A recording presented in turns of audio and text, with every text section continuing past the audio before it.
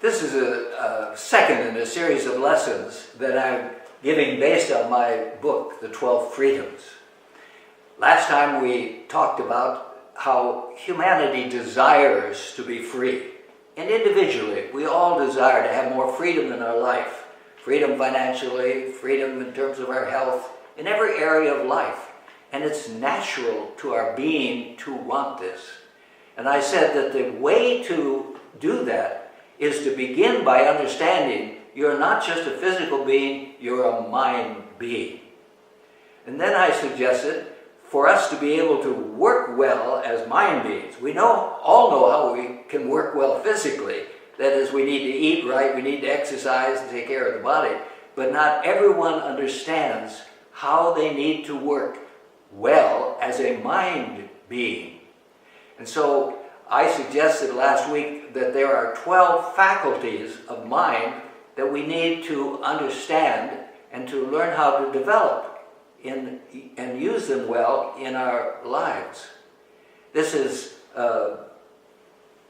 perhaps a new thought for many of you, as it was to me. And I last week again said the first time I heard this, I was studying the Old Testament with Charles Fillmore, the great metaphysician, who said the Bible stories were allegories, and that if you understood the story of Jacob and the 12 sons, you'd understand it really was metaphysically trying to tell us that there are 12 faculties of mind. Well, again, if you just turned in this time, just stay with me again. When you say, wait a minute, that Bible story is about 12 faculties of mind? Let me approach it in a different way for today's sharing. When you and I ideate anything in life, whether we realize it or not, it always, in its fulfillment, has to have what I call attendant ideas to go with it. For instance, if you were one of the early primitives and thought, you know, it would be nice to be able to sit down off the ground. I'm tired of sitting on the ground. I want to be able to sit off the ground.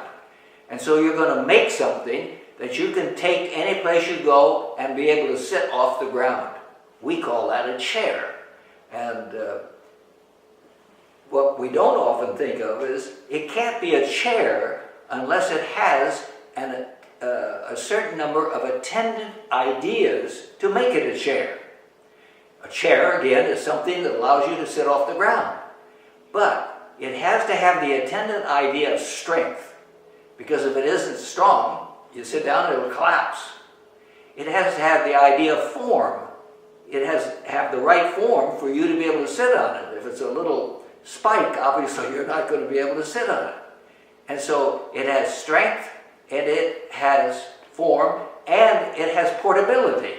If it's chair, it has to be able to be taken around wherever you go or wish it to be. And so you understand that. A chair is an idea of ability to sit off the ground, but it has 3 attendant ideas that go with it. Did you realize that there isn't anything that you could tell me that you think about that doesn't have attendant ideas with it? An automobile has numerous attendant ideas that go with it. Just to mention a few, it obviously has strength. It has to hold together. It obviously has a degree of comfort, or you wouldn't want to sit in it. And somebody who works in that business could probably come up with 30 or 40 attendant ideas that have to be there, or they're not a car. Anything you can mention in life has to have attendant ideas for it to be workable. And so when I advanced the thought in our last sharing that there are 12 faculties of mind, what I'm really saying is that you as a mind being have 12 attendant ideas that make it possible for you to be what you were created to be. And now I have to move us a little bit further in this understanding to say that somebody has to be the originator of the idea that calls for the 12 attendant faculties or 12 attendant ideas. And from a metaphysical standpoint, we have said that we are an idea in the mind of God, or the creative intelligence of the universe. Each one of us is patterned after the idea that God holds in mind for us. And so what I am saying, following that philosophy, is that when God ideated us, He created 12 attendant ideas that are present in each of us as mind beings that we are, that God created us to be. Again, if you're staying with me and you're thinking, well, I don't know, that sounds like a way out idea again, because some of our metaphysical ideas, when they're first heard, sound that way. But on the other hand, when you read the work of one of the great scientists of today, a fellow named Davies, who is a physicist in Australia, Dr. Davies has written a book and has suggested the very same thing, that each of us exists in the mind of God. But Mr. Fuller, who I often quote because he's probably the most brilliant man of the last century, and that would include people like Einstein when I say that, Bucky Fuller said the same thing, that we are in the mind of God. And so, metaphysicians who have said this for many years are not, in quotes, way out. It's just science is catching up with us to realize there is a creative intelligence in the universe, and it has given life to all of us as an idea in its mind, and that idea has 12 attendant ideas. And as, again, I said last week, we arrived at, there were 12 because we believed that we were given this insight in our allegorical stories in the Old Testament, and that Jesus confirmed by choosing 12 disciples. Well, again, I don't want to suppose that you're second-guessing everything I say, but again, when I heard that there were 12 faculties of mind being given to us in these stories, I thought, well, how could they have been so bright, whoever wrote those allegorical stories that were written at least 1,600 years before they appeared in the Bible? How could they have been so bright that they could have known about God mind and that it had 12 faculties, and weave that into a story that would be kept alive because it was so romantic and exciting as the story of Jacob and the 12 sons was? How could they have done that? Well, I came across the work of another great thinker, a psychologist, by the name of Julian Jaynes. Jaynes was a professor at Princeton University, and he wrote a wonderful book about the bicameral mind, the consciousness and the breakdown of the bicameral mind. And the book was a challenge to the science of today and many of his associates in the field of psychology, but at the same time, it is so powerful that it is still very much alive today. It had many publications and many study groups around the world still working with his ideas, because this is what Dr. Jaynes said. He said that up until approximately 3000 BC, the human being did not function with a reflective consciousness at all. He said they functioned from what he called a bicameral mind, and that the right side of the mind spoke to the left side of the brain, that the left side of the brain actually heard like a voice, and that it functioned from that voice. And he offered us examples of this, and in a sense a proof of it, when he said, when you look at a writing like the Iliad, that so many of us studied when we were in school, this great piece of literature, he said, you'll find that there's nothing in it that indicates that the writer had any sense of reflective characters at all. They were all like beings that functioned from the voice, which was often interpreted to be a God that was speaking to them. And Dr. James also said, this is true of the Old Testament as well. And that's when all my buttons went on, my lights lit up. I said, yeah, that's how we got the stories of the Old Testament. They're so magnificent as allegories that, and now, I'm with that story that I say James is supporting what I believe. But James felt that the voice that spoke was merely a voice that came from the experience that the right side of the brain had in its daily living. But I found myself realizing, no, I think the voice that they heard when they were the authors of the books like the Iliad in the Old Testament was the voice of creative intelligence. This, as I affirmed last week, this universal intelligence that knows each of us and can speak to us and direct us. I don't hear voices, but my dear wife of many years often would hear a voice, and it was often very, very right on. And so I'm suggesting that the voice that spoke through the author of the Iliad and of the Old Testament was the voice of universal intelligence that was wanting this message to be kept alive for us until we came of an age when we could understand what it had to tell us.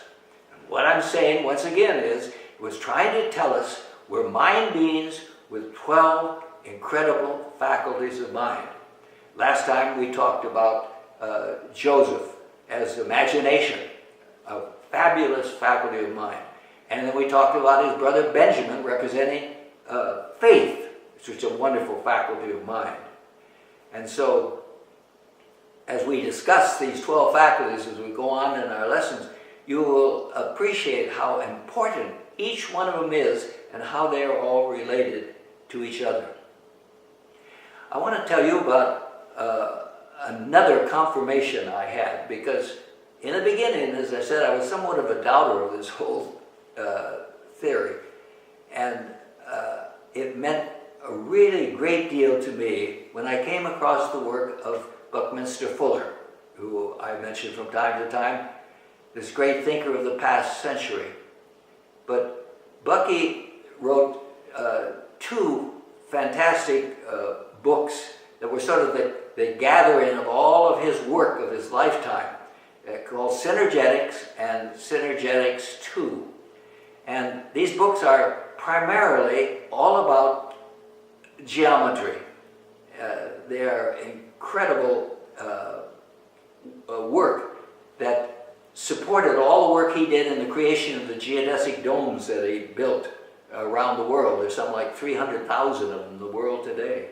But in between all of his work in the field of geometry is this wonderful metaphysical insights that he had. You know, he said that for every principle that is a physical principle of life, there's a metaphysical component for it. And so I began to study what he had to say about his metaphysical insights. And one of the things that he said that immediately caught my attention is that the basic building block of the physical universe is the tetrahedron. The basic building block of the universe is the tetrahedron. That is, you can mash everything down physically to the smallest form that could be left. It would be a tetrahedron, which is a four-sided triangle, as probably most of you know. And what he said about that is that there are, of course, 6 vectors of a tetrahedron triangle, and that these 6 vectors are actually 12. I thought, 12? And he said, yes, because there's always an inside and an outside to everything. And he said, the tetrahedron is the only form like this can be pulled inside out. And so he said, you actually have not 6 vectors, but 12. And I love it also that he went on to say that these 12 vectors are actually powerings. They are powerings. And when I first learned about the 12 faculties of mind, it was suggested that they were the 12 powers of mind.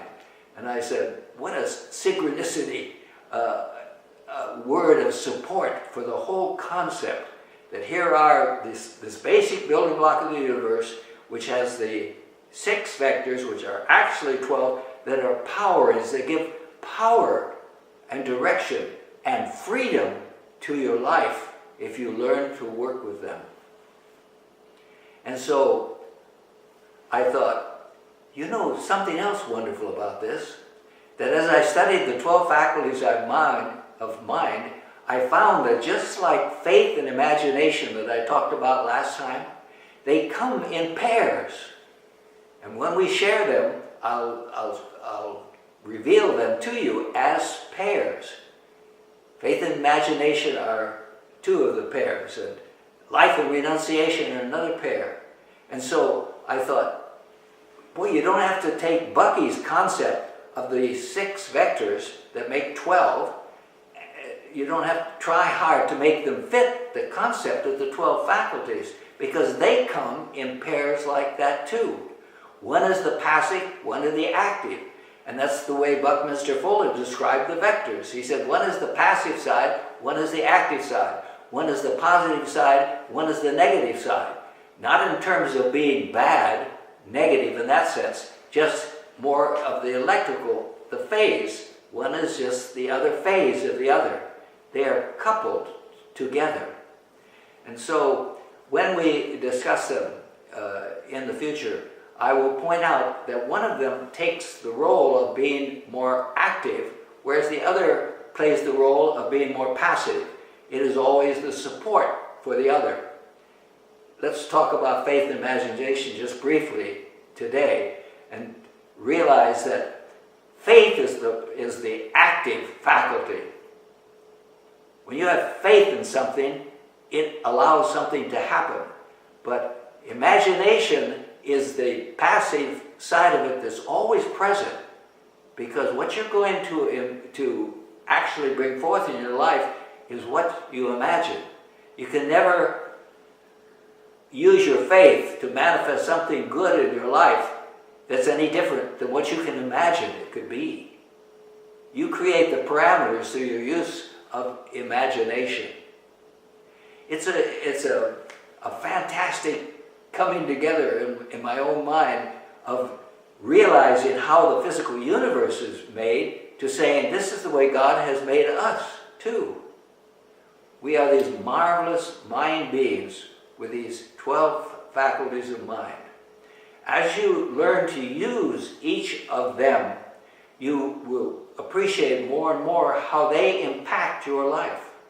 And beyond that, what I have discovered is that when you understand these faculties, you can begin to understand people better.